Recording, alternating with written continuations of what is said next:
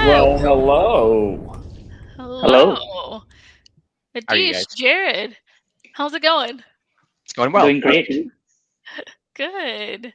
So, why are you here? We see some things. Maybe we're getting some hints. We see Amazon Route 53. We see AWS Outposts. Do we have some intermingling? A bit, yes. So, Yeah, yeah, we do. It's a coming together of some two really good services. Yeah. We're excited to hear all about this. But first, we got to tell our audience who you are. Adish? Yeah. Hi everyone. My name is Adish Kobe. I'm a product manager with Amazon Route 53, coming from sunny Seattle. Not a not a term you get to hear every day. All and right, uh, yeah. and I'm Jared Thompson. I'm a specialist solutions architect on our hybrid edge team, and I'm coming from a very rarely cloudy Phoenix. So I guess we stole the cloud cover from Seattle. So All right, but more important, how warm is it there today, Jared? I think 112 is what I thought. All right, So but not it's a as not as dry, hot. it's a dry heat. It's a dry heat, Jasmine. It's a dry heat. They say. Yeah. I don't know what that's like. Exactly. All right, let's talk about Route 53 and Outposts here. So, Adish, maybe you want to get us started here a little bit with what Route 53 is and its involvement with new involvement now with the Outpost rack, the new features we've got here. Yeah, absolutely. So for the viewers who don't know what Route 53 is, Route 53 is a Amazon service, a AWS service. It's a highly scalable and available DNS service.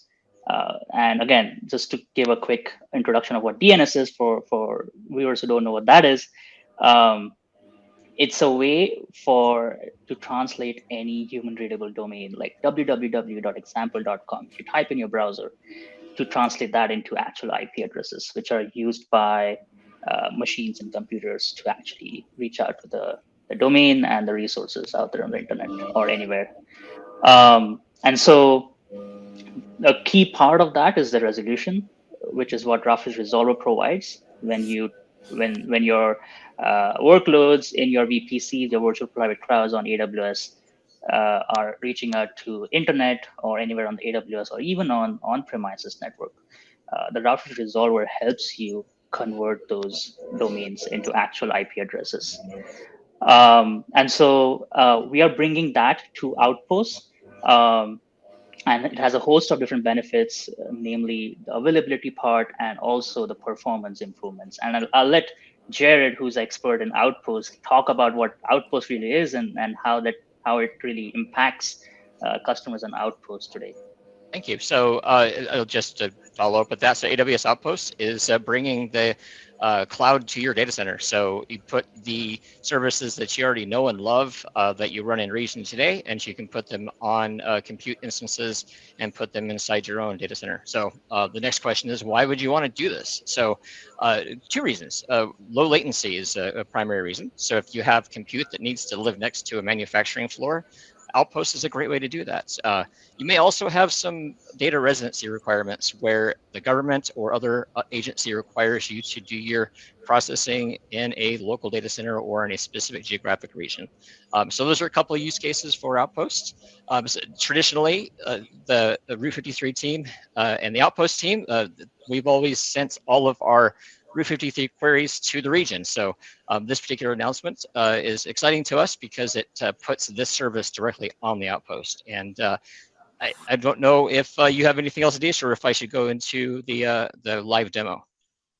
No, I think just a few things that for our viewers to hit on is DNS is such a core component of any workload, any application, because you need to make sure that you're translating all those domains into a IP address and do so in a very short time frame. That bringing this feature of resolver on Outpost makes that so much more easier, because you're able to cut down on any round trip time between the outpost and the region, and also make sure that the DNS service is always available, even in case of unexpected outages or any disconnections that may happen between the region and the outpost. So I think that's very critical to some of the customers that you mentioned in terms of manufacturing, gaming, that need that high performance in terms of latency. By the way, one of So the keys here about both Outpost and Route 53, right, is our constant effort to try to improve performance as well. I think, Jared, you alluded to reasons you want to do this for data residency and otherwise, but both the combination here, a lot of customers that I work with, one of the reasons that they have an Outpost is also for performance and wanting to improve that. They like the, what we have delivered for them. And I think that the DNS resolution here that's being provided through Amazon Route 53 right there at the Outpost, to Adisha's point, helps make sure, in case in the unlikely event something happens or something goes down, you still have the ability to continue to do the DNS resolution, right? I mean, this Absolutely. is right. This is all about kind of, everyone is looking for getting something done faster. I think that even in the earlier conversation where we were talking about the SageMaker models, the ability, you have to prioritize, and you have certain ideas on performance that are really necessary. This is yet another angle, to me, on performance as well. Yeah, you nailed it. And so the performance is the big component of it, and the other big component is being able to have DNS resolution still exist when a service link is disconnected. And hopefully, in my demo today, that works. So I'm prepared to disconnect the service link on an Outpost and see what happens. Yeah, well, we've had a lot of live stuff here today, Jared. We had Sonny the cat make an appearance, and I like Sonny. Once every other week they bring a leaf blower outside my house, and we got to experience that today too. So, all right, let's. Why don't we bring up the demo a little bit here as we talk through the service? I think we did a good job kind of outlining exactly what the service is, and maybe Jared, you could give an overview as to what we're going to demo so people can see that as well. Yeah, so what we're going to demo today is the actual creation of a Route 53 resolver on Outpost. And then we are going to put an endpoints, so an inbound endpoints. And then we're going to, I have a couple of instances already ready to go. We're going to bring those instances up and do some DNS queries just to show that it does work, and that the latency does indeed come locally versus across the region. And then if we have time, I'll go and disconnect the service link, and we'll see if we still get that DNS resolution. So that's the general idea. I will start the demo off with a video because there's some setup stuff that happens in advance. And again, it was just like the other demo, I didn't want to waste everybody's time on that. But I think it's important to see the steps and have those here so that you can see how that would be done. And then we'll consume it. So I will go into a live demo directly after. All right, let's go for it. And I think, as Aaron says, demo! So let's get going. All right, so again, I'm just going to play this. It's about 3 minutes long, and playing with iMovie. So here we go. So I'm starting in just the normal AWS accounts, and then just noticing that we're in the Oregon region. That's important to Outposts because Outposts is always anchored to a region. So I'm going to just go over to this Outpost service real quick and just show. So we got a couple Outpost servers and one Outpost rack. So the resolver is for the Outpost rack itself. So it's not for Outpost server. This is a rack specific thing. So I'm going to go next to the Route 53 service. And then we're going to go there, and then we're going to notice a new option here on the left. That new option is the Outpost option. So if we click that, we're going to get thrown around a little bit. It takes us to a different region because it started at a global service. So I need to make sure we're back into our Oregon or US West 2 region. So I am going to go back to the Outpost service, and so there's a, let me bring this over. There's a little button that says create. So I'm going to choose the Outpost. I'm going to give the resolver a name here, and I'm going to be really creative and just name it. So, and then I happen to know that I have capacity for doing these resolver instances on the R5 large instance type. So that's what I will be selecting. Again, you'd have to know what your usage is and what instance types you have. These are lab outposts, so they have a kind of a general mixture of all sorts of different instances. It does require 4 instances. There's an option for 4 or 6. I'm going to just do the 4 for now, and I'm going to go ahead and create resolver. And then this part does take some time to stand up those 4 instances. So we're going to just fade and go into the next part, which is creating an endpoint on that rack. So now we've got our resolver. So we're going to go ahead and create our inbound endpoints. And just a quick check here. Yeah. For customers or viewers who don't know what inbound or outbound endpoints are, it's a feature of Router Resolver that enables you to connect with your on-premises and hybrid infrastructure. Yeah, exactly. And I'm going to demo the inbound endpoint. There's a reason I picked the inbound one on purpose. So I'm going to pick my VPC here, and I created a security group in advance for this. It's just a TCP UDP port 53. So, and then endpoint, I think it's just IPv4 that's supported on Outpost. So I want to select that. It does require 2 IP addresses because it's going to do 2 instances for this the endpoint. So I'm going to just select 2. You can specify an open IP address in that subnet. I'm just going to let it select randomly. And again, the R5 large instance is what I have available. So I'm going to let it pick those. Notice it says it's going to deploy 2 instances. So create that. And so that does take a couple more minutes. And now we can get rid of the video. And we end up live right here, and it signed me out. That's good times. Okay, so where the demo ended is exactly where we're at. So I have my the resolver. I have my the endpoint itself. So this is our inbound endpoint. And if we look at our inbound endpoints, we have a couple of IP addresses that chose. We could have set these again, but I let them choose them. So we've got this 1053.0206 and 1053.087. So let me do my sign in thing again. So while you sign in, there's no what would be an instance where you wanted to actually put in your own IP address? Is there specific times, Adish or Jared, where you would do it? Or I would say you have to just let it do it all the time. So I would say it's heavily dependent on what your IPAM strategy is. So a lot of customers may have a specific reasoning to always have DNS servers in a certain range. So in this case, 1053.0, and maybe their DNS will always be 7, 8, and 9. So it just gives you that flexibility to choose. Otherwise, it'll choose randomly from the pool of addresses available in the subnet. All right, great explanation.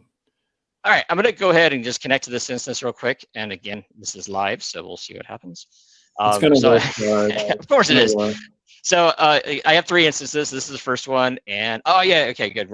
So I'm just going to do a dig. I'm going to just choose one of those. Actually, I'm just going to do dig first. And let's see. And notice 29 milliseconds. And then if we hit that again, we're at 0. So what's happened is it's gone through, it hit the local resolver, the one that we created first. It's gone through the region, it's gone back, and now it's cached it. And it's cached it for this 295 seconds. So if we do it again, it's 280 seconds, but still 0. So it's cached it and it's resolving locally. Previously, this would have to go to the region and start back. And so in this case, this particular outpost is located in the Bay Area, and its parent region is up in Oregon. So the latency from here to the region and back is roughly about 530 milliseconds. So that's 2530 milliseconds that we saved on that round trip. So X lookups are much faster because that resolver doesn't have to go to the region anymore. Right, and there are other places in the world that, Jared, that the distance. I mean, not everybody is in the Bay Area trying to contact Oregon, which is, right, as the crow flies, not very, very far. But I mean, it could be, in the Bay Area trying to perhaps contact, let's say, a place in the middle of the United States in Iowa or something, where the distance, now we're at much greater distance. Yeah, or even let's say that you're in a mining site in Canada, right? So there might be reasons that latency is going to be quite great, and the applications you run may be very performant based on latency. So if you can get that workload closer to where, like, your plant or manufacturing or whatever you're going to be using it is, that latency becomes important. So being able to avoid that round trip to region and back is a key component of this release. So then go ahead. No, go on. That's what I was about to say. Yeah, so I was going to look at these. We had these 2 IP addresses as 206 and 207. So just to show that those are actually working, I'm just going to do the same thing. And so, yeah, there we go. So it's going to go full 19 milliseconds. And what was the other one? I already forgot. 206 and 207. 206, 87. 87. I misspoke. So So those inbound resolvers are working. So I am going to pop in the other instance.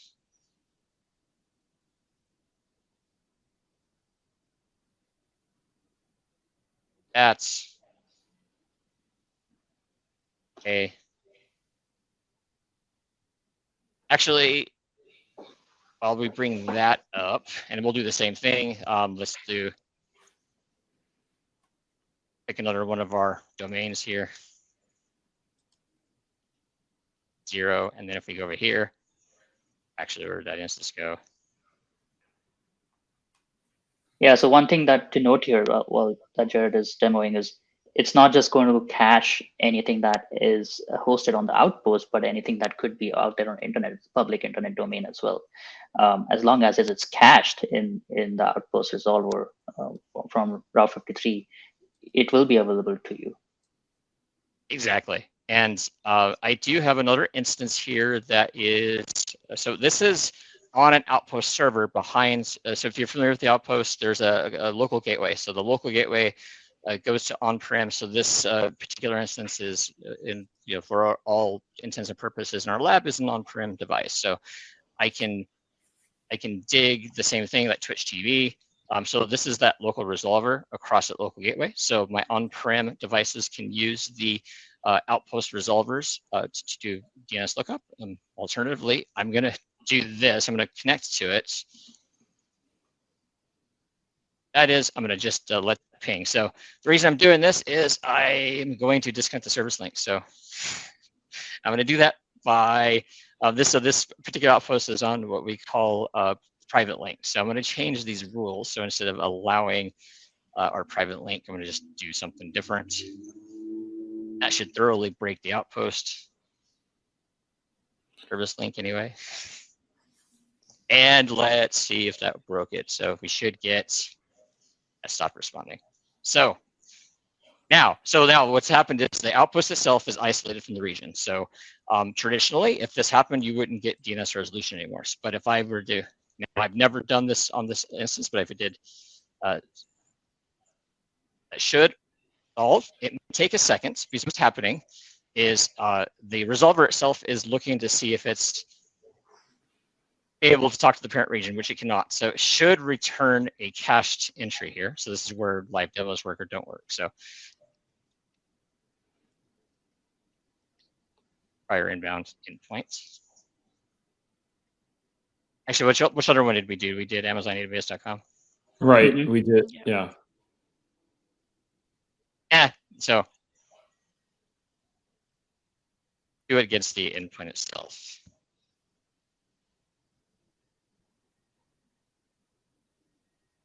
Yeah, maybe that's better. Yeah, maybe. So wondering if, oh, there we go. So it's starting to answer not authoritatively, but it is starting to wake up. So let's try.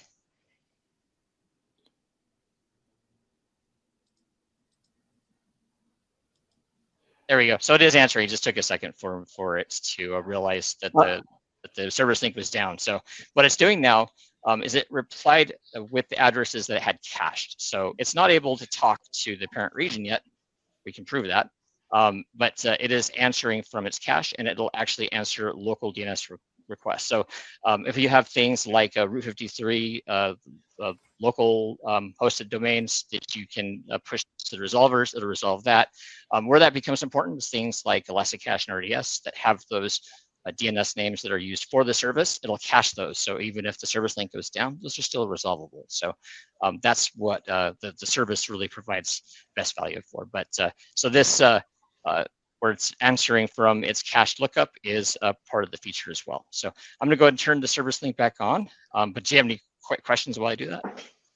No, I just want to say first that I know you don't, but I almost appreciate that we had like a kind of pseudo failure Jasmine here because it's not really a failure, but it gives us a great way to see how fast it is. I mean, even given with that, I mean, look how fast we were able to still do the DNS resolution here, which I think is what's key. I mean, I know, okay, so it's a 1400 milliseconds versus 129, but I don't know, my world, 1 second, 1.5 seconds. That's not all that bad, Adish and Jared. So I say congratulations. Yeah, and Yeah, go ahead, Yeah, Ajish. and giving that functionality when things might be down, I think that's something that a lot of customers appreciate, especially if they're working in industries that need that continued Yeah. availability. Yeah, and I think that, I think we talked before. Jared, I think, gave a really good example of a location that, you could have a need for this. If you're on kind of a mining place in Canada, that some of those places are really, really remote. And so connections and things can be challenging. So, but you need to continue doing the work that you're getting done up there. And this is one way to make sure that you continue getting that DNS resolution done. And sorry, Jared, I think we're ready to bring it home here, so to speak. Yeah, so basically, we've disconnected the service link. We are able to do the DNS resolutions. We brought it back up. We are able to do DNS lookups from the on-prem device itself. We use that on-prem device to connect to the LGW while we brought down the service link. That's how I maintained connectivity to that particular instance. If you noticed, the other instances were actually truly unreachable from the console when the service link was down. And then if we look at the outposts, I don't know if this reflected in CloudWatch yet, but we should have actually seen the service link just drop. It'll appear in CloudWatch after about 5 minutes, but so I was just going to prove that the service link did indeed drop, but I believe the pings to the 888 address proved that as well. So, but yeah, so now local resolvers on Outpost, it's available. There's the way you activate it is through the root 2 service on the Outpost link. And if you have any questions, just let us know, and we'll see if we can get those answered for you. Yeah, and I would say to you, I think that at least from my days coding and everything, I think the ping is kind of the ultimate source of truth here. This will get resolved. This will show up in a graph later on, but I think it's pretty clear about the disconnect versus the reconnect. We'll see it drop and re-add here. So it should, yes. Yeah, so I really appreciate both of you coming on. This was a fun feature. Number one, number two, I think it's great to do the live demo here and show people how we can still do the DNS resolution and super fast. Yeah. Thank you for having us on. Thanks for having us, Jasmine. Art. Of course. Absolutely. Yeah. All right, Jasmine. We've had 2 demos, a lot of fun with Jeff, a leaf blower on my side, and a cat. We Is have this the show more llama perfect? llama red pajama book. That's right. Boy, oh boy, you bring it up again. It's like an earworm. It's not going to get out of my. Maybe I'm going to go get it. I'm going to buy the book. You're gonna Thanks, have Kyle. to have a copy. It'll be on your next show. It'll be sitting there in the windowsill so everybody can see it. You know what? I do change what's in the windowsill, so maybe next time. Llama llama, red pajama. There you go. So this has been a lot of fun, Jasmine. I hope you enjoyed it. Yeah, I definitely learned a lot. Ben says he loves AWS. Hashtag I love AWS. So do I. Yeah, absolutely. Well, we wouldn't be here otherwise, would it? Right, Jasmine? I don't think so. And we have a good time doing it. So, but maybe we need to kind of get ready to close out here for a second. And I want to thank everybody for joining today. This is our AWS On Air. We're here every Friday, Jasmine, as you introed us earlier today. We're here every Friday at noon Pacific time and 3 p.m. Eastern time in the US.